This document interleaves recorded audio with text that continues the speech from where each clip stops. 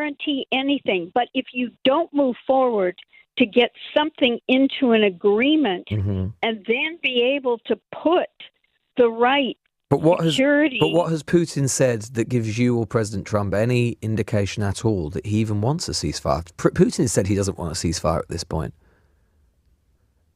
Putin is... Look, I'm not here to have an argument because you clearly have a position that I don't agree with. What would that be? What would that position be? Well, I mean, we would both agree, wouldn't we, for a start, that Putin started the war? Yeah, what I would say is that Putin legally violated international law. Morally, he thought he was right, and strategically... But you would agree that morally he was wrong? I know I would not agree morally is wrong. I would agree legally he was wrong. You would agree, you would not think that a man who literally, as we speak, still sends drone attacks to kill Ukrainian civilians is morally wrong? Oh, and you think that Ukraine isn't doing anything to the Russians? Ukraine didn't invade Russia. Russia invaded Ukraine. That you wouldn't agree that was morally wrong? Okay, all right. You know what? That is 3 years ago. Right. So if we were sat in 1942, would you have been on the radio going, "Look, don't worry about it. Hitler invaded Poland 3 years ago"? You know what?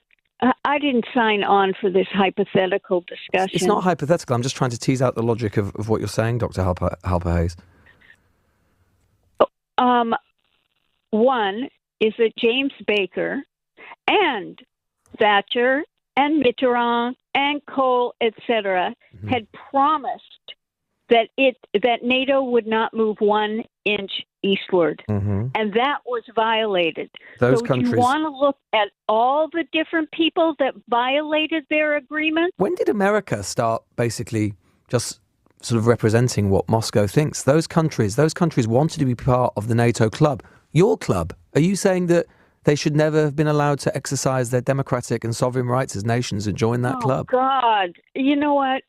I don't like having my words twisted. No, I really don't. You don't like... Well, that's the point of an interview, isn't it? Is to discuss what you're saying. And I'm just asking you... You're saying...